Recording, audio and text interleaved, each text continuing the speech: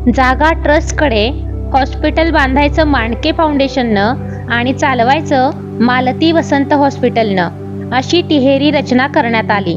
आता फारसे पैसे नव्हते, परंतु एवढा टप्पा गाठल्यावर आपलं कर्तृत्व लोकांच्या लक्षात येईल आणि पैशांचा पाऊस पडेल असा विश्वास नीतूला होता. त्याच वर्षी 31 जानेवारीला नीतू 50 वर्षांचा होणार होता. घरात पूजा समारंभ होता. त्या दिवशी पोस्टमननं येऊन एक लिफाफा माझ्या हातात ठेवला. मी लिफाफा वाचला आणि अवसान गळाल्यासारखी खाली बसली. शेजारच्या शाळेनं आमच्यावर केस केली होती. आमच्यावर लादलेली ही दुसरी कोर्ट केस. तेवढ्यात नीतू आला आणि त्यानं पत्र पाहिलं. त्यानं ताबडतोब धनंजय चंद्रचूडांना फोन लावला. मागच्या केसचं निवेदन त्यांना दाखवून फायनल केलं होतं. त्यांनी संबंधित सर्व कागदपत्र मागवून घेतली.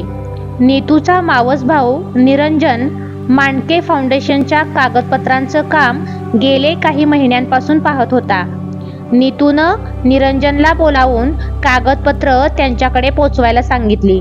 शिवाय त्याची झेरॉक्स कॉपी काढून घ्यायला सांगितली. त्यानं "चायला हलकट चाले" अशी एक शिवी हासडली आणि आपल्या कामाला लागला सुद्धा. माझ्या मनात आलं, सगळ्या भावना अशा कशा गुंडाळून ठेवू शकतो हा? मला सुद्धा हे सगळं जमायला पाहिजे. काहीच घडलं नाही असा आव आणता आला पाहिजे. ही कोर्ट केस बरेच दिवस चालली. पुन्हा एकदा पहिले पाडे 25 झाले. पैसा, वेळ खर्च झाला आणि शेवटी सरकारनं ही जागा ट्रस्टला देण्यात काहीही चूक झालेली नाही व सर्व व्यवहार कायद्याला धरून केलेला आहे असं सिद्ध झालं. अखेरीस शाळेनं केस मागे घेतली. मग नीतूच्या चुलत बहिणीच्या यजमानांची श्री कमल हडकर यांची स्ट्रक्चरल इंजिनियर म्हणून नेमणूक केली. प्रकल्पाचा प्लॅन पाहिल्यावर त्यांनी सांगितलं की तुम्हाला 2 मजले जमिनीखाली व 2 मजले वर बांधायचे असतील तर ही जागा समुद्राकाठी असल्यामुळे सुरक्षिततेच्या दृष्टीनं पडदा भिंत बांधावी लागेल. या मुद्द्यावरून त्यांचा व आर्किटेक्टचा वाद झाला, कारण भिंतीला बराच खर्च येणार होता. चर्चेअंती टेंडर काढून हे काम ॲफकॉन या कंपनीला द्यायचं ठरलं. जानेवारी 99 मध्ये KJMC या कर्ज मिळवून देणाऱ्या कंपनीतर्फे IC जैन नावाच्या कन्सल्टंटच्या सहाय्यानं IDBI या औद्योगिक विकास बँकेकडे कर्जासाठी अर्ज केला. तसंच हॉस्पिटलसाठी चटई क्षेत्र FSI वाढवून देण्यासाठी सरकारकडे अर्ज केला. नीतूनं प्रियदर्शनी अकॅडमीचे नानेक रुपाणी आणि नीतूबरोबर अवॉर्ड मिळालेल्या अशोक वाधवा अशा प्रसिद्ध लोकांना ट्रस्टमध्ये घेतलं. त्यामुळे ट्रस्टचं वजन वाढेल व पैसे दान करण्यासाठी मोठे लोक उद्युक्त होतील असं वाटत होतं. पण तसं काही घडलं नाही. IDBIनं सर्वप्रथम 127च्या ऐवजी 115 कोटी रुपये ही प्रकल्पाची खर्चाची अंदाजित रक्कम ठरवली.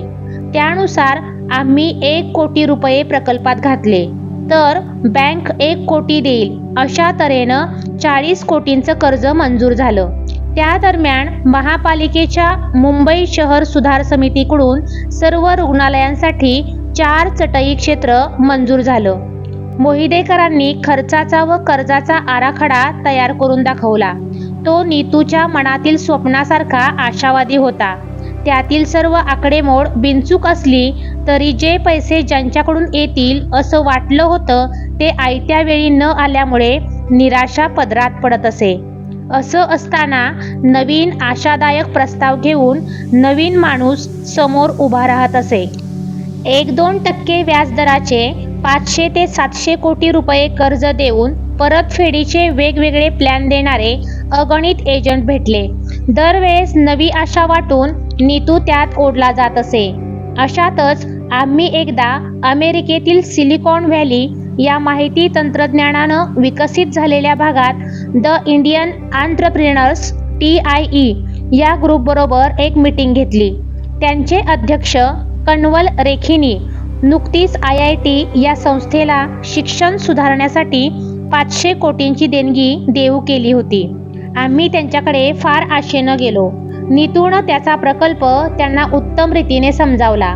सर्व ऐकल्यावर त्या गर्भ श्रीमंतांपैकी एक सद्गृहस्थ म्हणाले, तुम्हाला जर चॅरिटी करायची आहे तर खेड्यात जाऊन ऑपरेशन का करत नाही? त्यांची समजूत झाली असावी की चॅरिटीच्या नावाखाली नीतू पंचतारांकित हॉस्पिटल बांधत आहे. त्यातून त्याला पैसा करायचा आहे. त्यांचा प्रश्न होता की त्यांनी गुंतवलेल्या पैशातून त्यांना काय फायदा होणार? Return on investment. मग मी उठून नीतूची पूर्वीची परिस्थिती, तो गरजूंना मदत कशी करतो आणि या हॉस्पिटलमधून आम्ही नेमकं काय मदत करू इच्छितो हे त्यांना सांगितलं. त्यामुळे त्यांना थोडीफार कल्पना आली. विचार करू असं म्हणून मीटिंग संपली, पण विचार अजून चालूच आहे. आमच्यावर 99च्या शेवटास आणखी एक कोर्ट केस लागली. ही केस सरकारी नोकरांच्या युनियननं केली होती. तोपर्यंत आमचं 4 कोटींचं काम झालं होतं. त्या केसमध्ये सरकारी नोकर युनियनचा गैरसमज झाला होता. त्यामुळे हायकोर्टानं ती केस फेटाळून लावली. शिवाय हॉस्पिटल बांधण्याची परवानगी खुद्द पालिका आयुक्तांनी दिलेली असल्याने निवासी विभागात हॉस्पिटल बांधायला हरकत असल्याचा मुद्दाही कोर्टानं खोडून काढला. एव्हाना ॲफकॉननं त्यांचं काम वेळेच्या मर्यादेत उत्तम दर्जाचं करून दिलं होतं.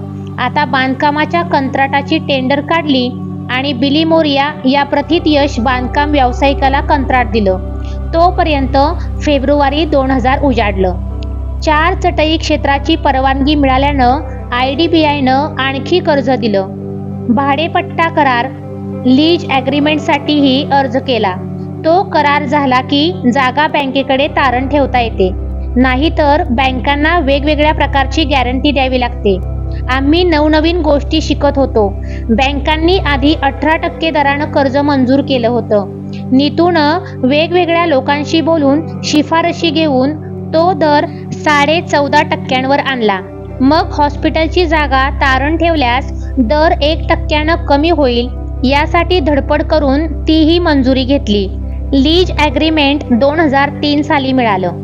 IDBIनं आणखी कर्ज देण्यास नाराजी दाखवली म्हणून स्टेट बँक ऑफ इंडिया व पंजाब नॅशनल बँक यांच्याकडे अर्ज केले. सरतेशेवटी 2002 मध्ये आमच्या हॉस्पिटलचा 4 FSI मंजूर झाला व आम्ही 550 खाटांच्या हॉस्पिटलचे आराखडे तयार केले.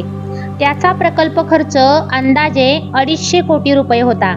बँकांनी 152 कोटी रुपयांचं कर्ज मंजूर केलं. बिली मोरिया यांचं काम उत्तम व वेगानं चाललं होतं. दारं, खिडक्या, भिंती यांचं कामही त्यांनाच द्यावं असं ठरलं. नीतूचं साधं गणित असं, मी एक फाटका माणके, शून्य भांडवलातून हा डोलारा उभा करत आहे. कोटींच्या घरात पैसे घातले आहेत. मग मुंबईत प्रत्येकी 1 लाख रुपये निरपेक्ष मनानं दान करतील असे 10,000 लोक मिळणार नाहीत का? ह्यात अशक्य ते काय आहे? अशा प्रकारे जर सगळे पैसे मुंबईत जमले तर मी अशी 5 हॉस्पिटल काढू शकीन. संबंध भारतातील आणि भारताबाहेरच्या लोकांनी मनावर घेतलं तर गरीब लोकांनाही पंचतारांकित इलाज देण्याचा माझा मानस आहे. हॉस्पिटलच्या निधी संकलनासाठी म्हणून महत्त्वाचे असे 2 कार्यक्रम आम्ही आयोजित केले. त्यापैकी एक म्हणजे अनुराधा पौडवाल यांच्या गाण्याचा. त्यांचा कार्यक्रम चांगला झाला, पण त्यातून पैसे फारसे मिळाले नाहीत. दुसरा मोठा कार्यक्रम 2002 साली गोरेगाव स्पोर्ट्स क्लबच्या मैदानावर झाला. या कार्यक्रमामुळे हॉस्पिटलचं नाव अनेक ठिकाणी पोहोचू शकलं, परंतु आर्थिक मदत मिळू शकली नाही. अर्थात त्यामुळे नीतू फार निराश झाला असं म्हणता येणार नाही. हॉस्पिटलसाठी निधी गोळा करणं या ध्येयानं तो झपाटल्यासारखा वागत होता एवढं खरं. त्यासाठी जो कोणी भेटायला येईल त्याला तो आपला वेळ देत असे. एकदा एक जर्मन माणूस नीतूला भेटायला आला. तो भारतामध्ये गोळ्या बिस्किटांचा व्यवसाय करत होता. त्याची जर्मन सरकारमध्ये ओळख होती. त्यांना भारतात हॉस्पिटलसाठी मदत करायची इच्छा होती. त्यांनी सांगितलेल्या दिवशी आम्ही 2 दिवसांसाठी जर्मनीला गेलो. बोलणी झाली, आशा वाटली, पण कुठे अडलं ते काही कळलं नाही. या जर्मन माणसानं पुण्याच्या एका प्रतिष्ठित व्यक्तीला अशीच शेंडी लावल्याचं नंतर कळलं. हॉस्पिटलच्या कामासाठी आता फिक्स्ड डिपॉझिटच्या रकमेवर कर्ज काढून आम्ही त्या रकमेचा उपयोग केला. एव्हाना डेट इक्विटी रेशो एकास 1.4 असा करून मिळाला. म्हणजे आम्ही हॉस्पिटलसाठी 1 लाख खर्च केले तर बँक आम्हाला 1.4 लाख एवढं कर्ज देणार. या पुढचा टप्पा म्हणजे व्यक्तिगत कर्ज. आतापर्यंत अनेक लोकांनी आम्ही कर्ज म्हणून दिलेले पैसे बुडवले होते.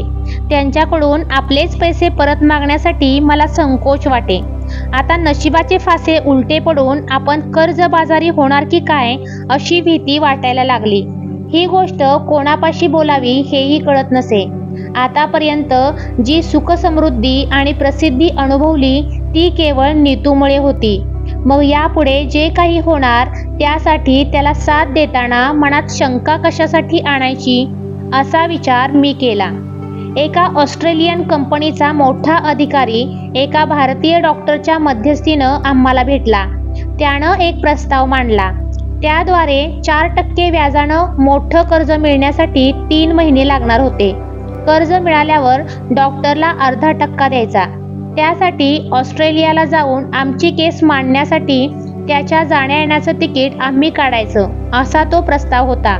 आम्ही स्वखर्चानं जर्मनीला जाऊन हात हलवत आल्याचा अनुभव ताजा होता. त्यामुळे त्या डॉक्टरला सांगितलं की तू कर्ज आणलंस की तुझ्या तिकिटाचे पैसे आम्ही देऊ. तोपर्यंत तू कर्ज देणाऱ्या कंपनीकडून ते तिकीट घे.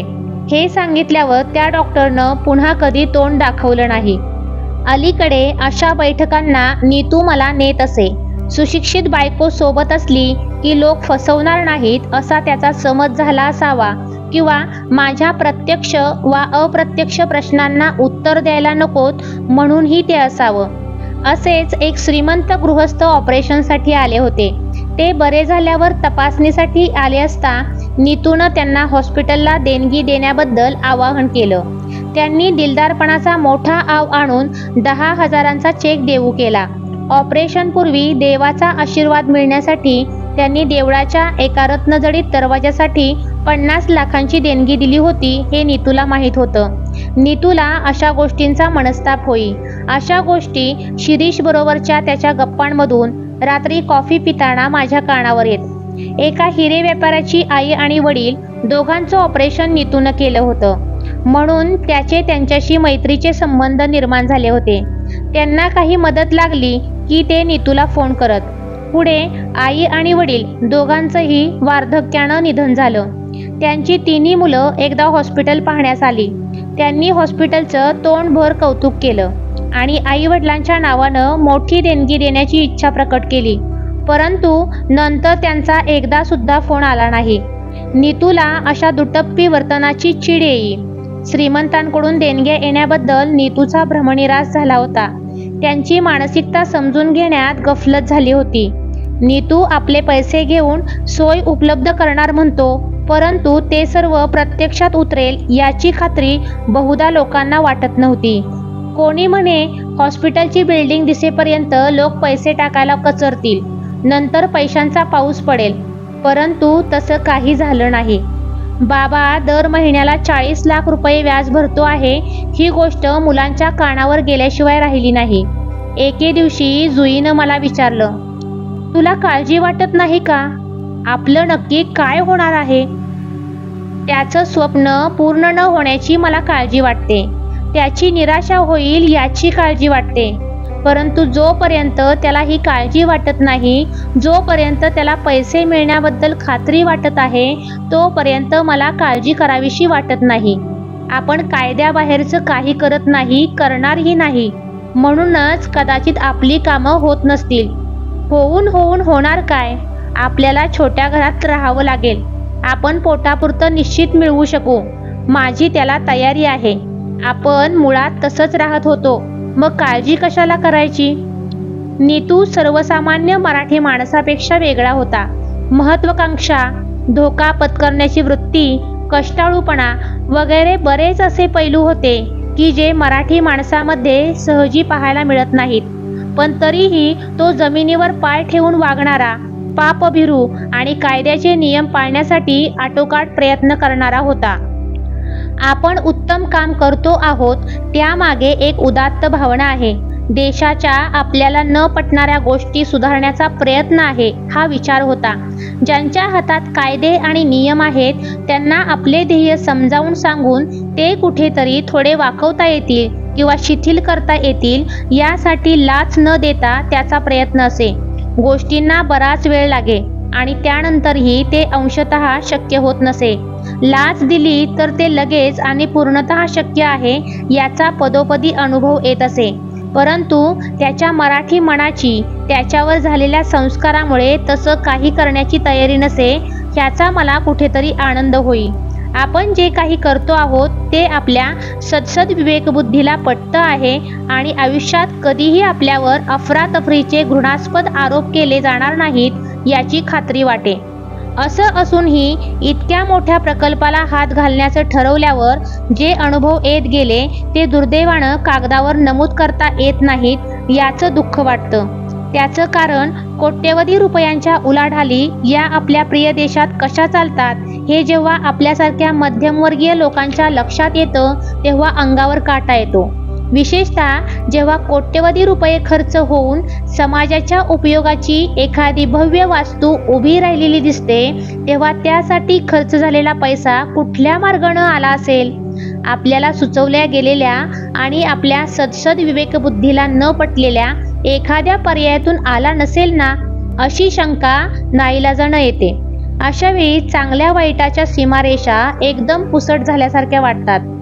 नीतूला अपेक्षित देणग्या का आल्या नाहीत याचा मेंदूचा भुगा होईपर्यंत विचार आम्ही केलेला आहे. एखाद्या सभेत कळकळीनं आपले दृष्टिकोन नीतूनं सांगावेत. विशेषतः ती सभा तथाकथित श्रीमंताची असावी.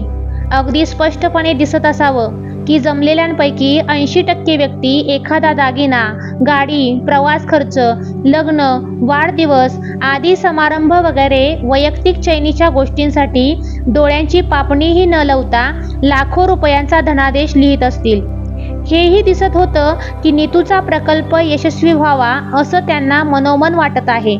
ते नीतूचे चाहते आहेत तरीही सत्पात्री आणि निर्व्याज निरपेक्ष दान द्यावं ही त्यांची मानसिकता नाही. असं का घडतं हे कळत नाही.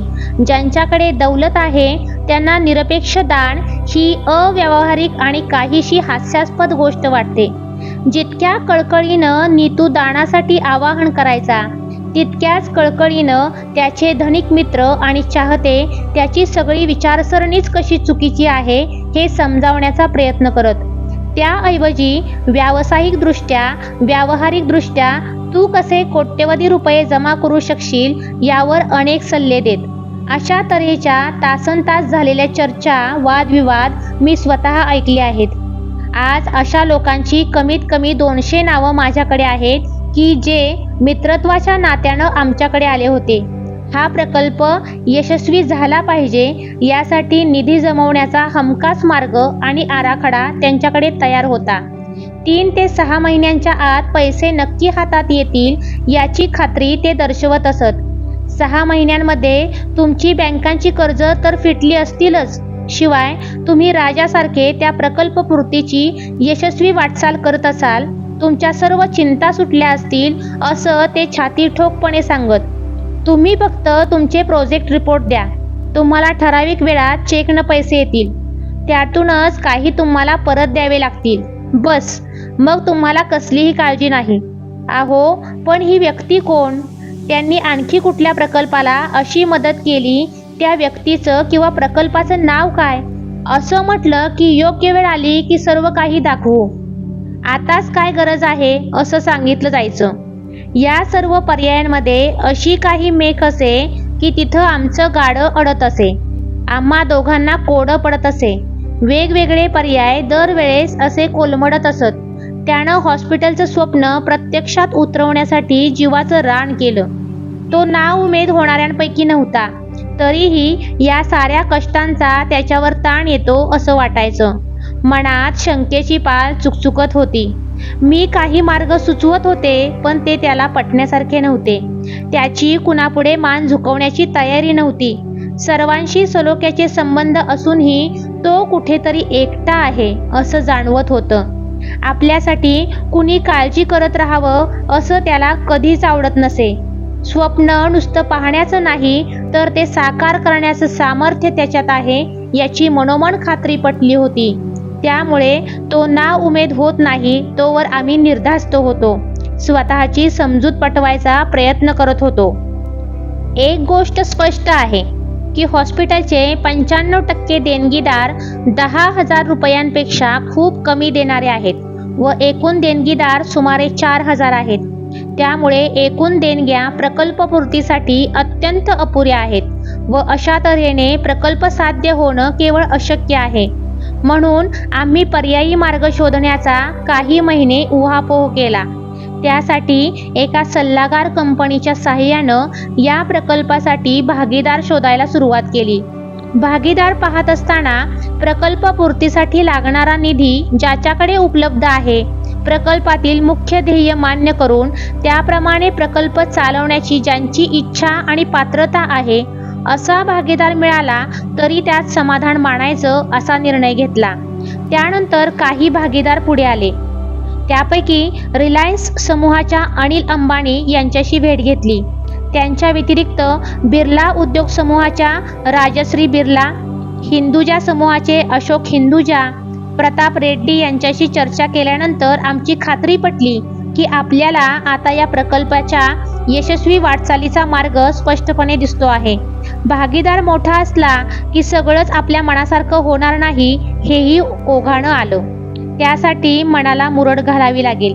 जे काही निर्णय घ्यावे लागतील ते अर्थातच नीतूच्या असंख्य चाहत्यांना पचवायला, मान्य करायला जड जातील याची मला कल्पना होती. तो निर्णय व्हायला वेळ लागला. त्यावर वर्तमानपत्रातून वेगवेगळ्या बातम्या आल्या. नीतूच्या स्वप्नाबद्दल आणि त्याच्या पूर्ततेसाठी मी केलेल्या प्रयत्नांबद्दल नीतूच्या चाहत्यांच्या मनात यत्किंचितही गैरसमज राहू नयेत म्हणून मी वर्तमानपत्रांकडे खुलासा केला. नीतूचं नाव सोडताना आम्हाला अतिशय यातना झाल्या.